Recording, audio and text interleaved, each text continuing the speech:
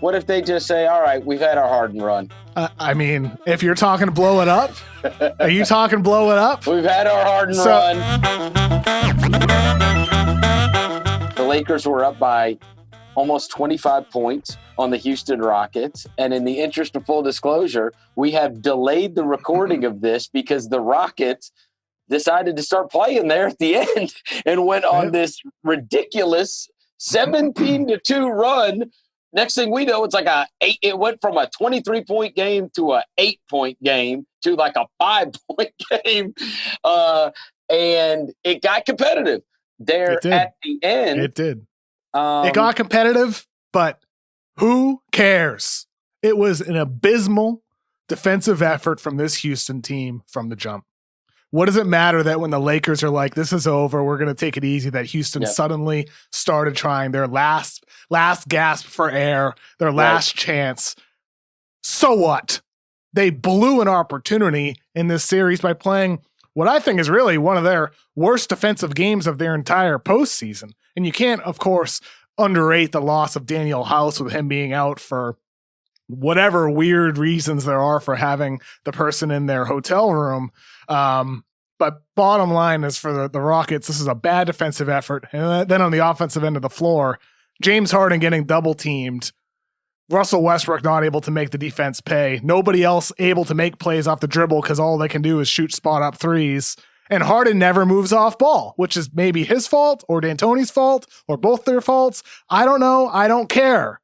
The fact is that Houston has so many freaking problems that need to be solved when you have this guy like James Harden, this all-time level offensive player, and this happens, 2 of 11 in this game, and you can't get him working off ball at all. You can't change what you do. It's so freaking frustrating to watch this team. I do wonder if, just hear me out. It's a 23-point game or whatever it was. And then there's this 17-2 run. And you cannot help but notice what adjustment is made there. And is it just the Lakers took their foot off the gas, or did the Rockets kind of stumble into something here because they did not play PJ Tucker? They did not play Robert Covington. They did not. That ship has sailed, between the second half of the Lakers stymieing them in game 3. And then what we saw tonight, especially in that first half, and really 3/4 of this game, that's just not going to work. And so what do? They go crazy small. They say, okay, we're getting demolished on the boards. We can't score any points in the paint. We're getting killed in that. So instead of trying to match up like this anymore at all, we're getting killed doing this. We might as well just play 5 wide. And so they put in, they got Ben McLemore in there for a little bit, but then they really end up with, they stumble into Austin Rivers and Jeff Green. Is this 5 wide or is it like the Wildcat? I mean, I don't know. That small? It's 5 guards. Well, Jeff Green's the biggest guy on the team that's playing for him down the stretch. Yeah. And it's like, okay, is this the type of adjustment they have to make? Weirdly, they look at it and they say, all right, we're finally being punished for being small. So what is the answer? Go smaller. And so that's what they did. They just end up playing like 5 guards, basically, in this game down the stretch. And so is that something that actually could give the Lakers problems? No. The game was over. It was 3. We see this all the time. There's like 5 minutes left. I know. You have a huge lead. Teams take their foot off the gas all the freaking time. Right. They got it down to 5. Then the Lakers start really turning it back on, and they get it back up to 10. Of course, it's just a couple minutes left, but still, I'm not reading too much into that. You need Tucker. You need PJ Tucker to win the series. You need Robert Covington to win the series. There's no solution here for Houston. They're not winning a series anyway. I know, but I'm just saying. Making these competitive. It hasn't been competitive until then. You need PJ Tucker. You need Robert Covington to be competitive over the duration of the game. But for what?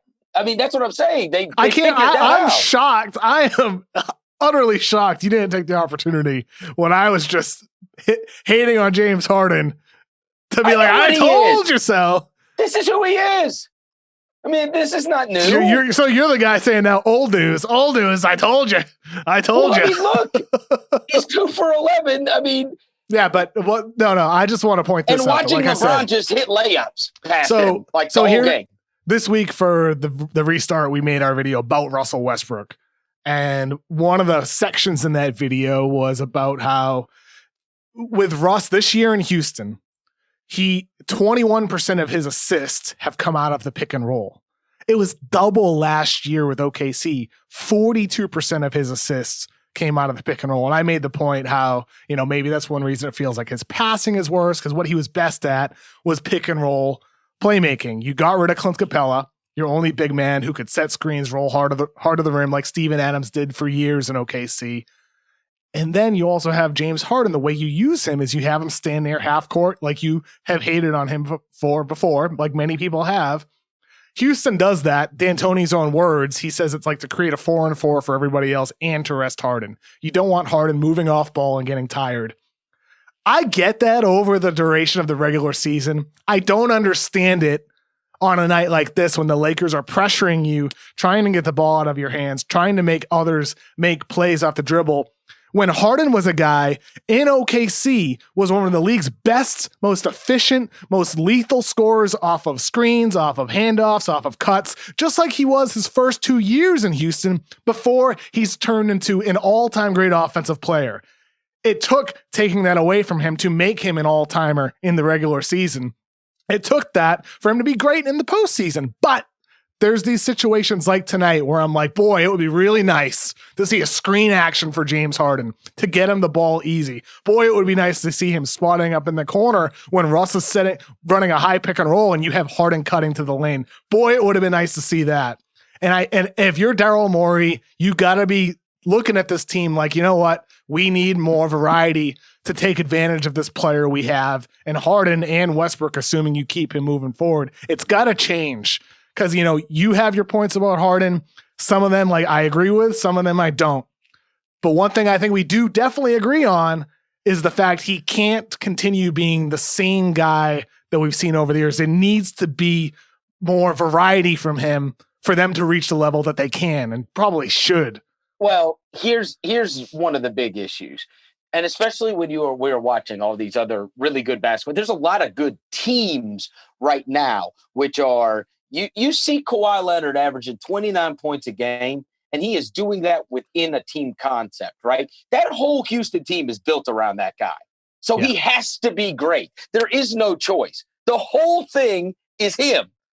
Those guys can't do anything on their own.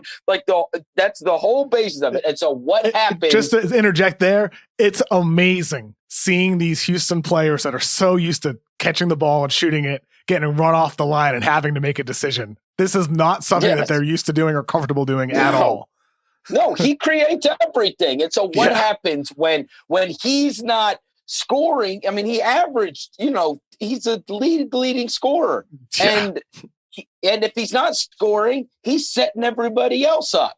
And it's like, okay, when your whole system is based on that, what happens when that guy, when the team, and we talked about this throughout the year, I said in these one-off games, they're going to be devastating.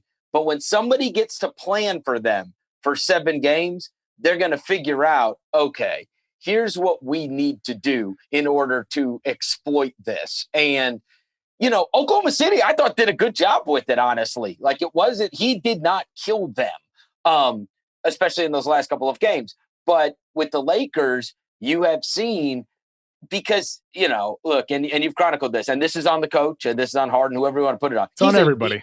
He's useless if he doesn't have the ball. He has to have the ball. Yep.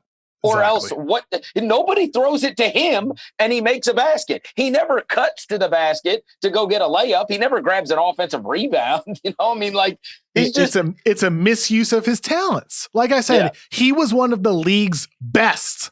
One of the best off screens, handoffs, and cuts, whether it's statistically, which is true if you look at Synergy's numbers, or just watching the film.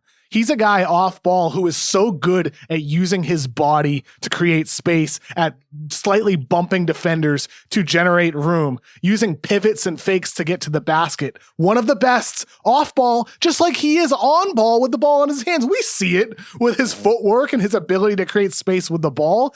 How do you not utilize that off the ball in the freaking playoffs? How do you let your best player become a zero as soon as he gives the ball up? That to me is really unforgivable. I can't stand it at this point. I've enjoyed watching Houston. I've never been a person who hates watching the Rockets. I love seeing their innovative style. But there needs to be an evolution here after you're seeing what's not working. There just has to be. Blending what works well for other star players. You see like a guy like, he's not going to be Stephen Curry.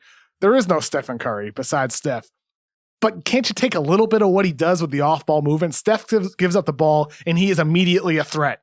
Immediately a threat. He relocates for threes. He's constantly moving. And maybe Harden can't do it to that extent. That's unfair to ask of anybody.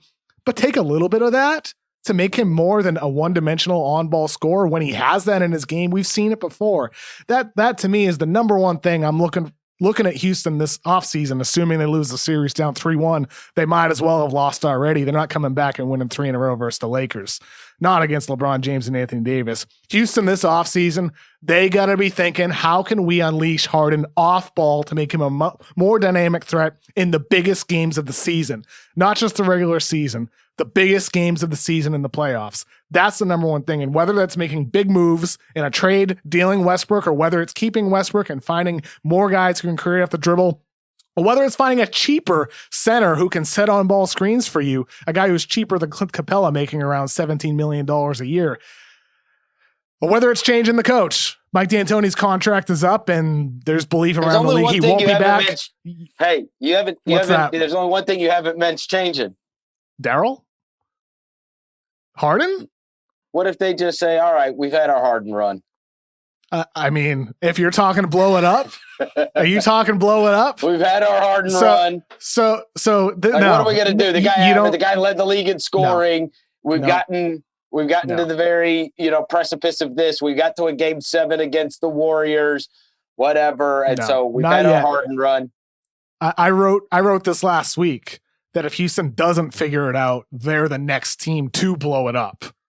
I totally buy that. I mean, James Harden and the Rockets, a handful more years in their contract.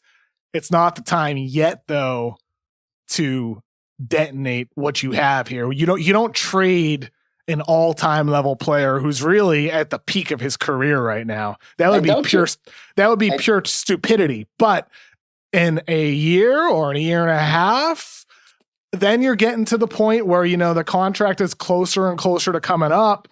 And you're thinking to yourself, well, Harden and Westbrook can both enter free agency in 2022. The both of them have player options for the 22-23 season. Westbrook at $46.6 million, Harden at $46.9 million. We'll see what the cap looks like at that point, but they can be free agents in 22 or 23. Getting closer to that point, then if you're Daryl Morey or whoever is in control of the team at that point, that's when you do really have to think about it. But not right now. It's too soon.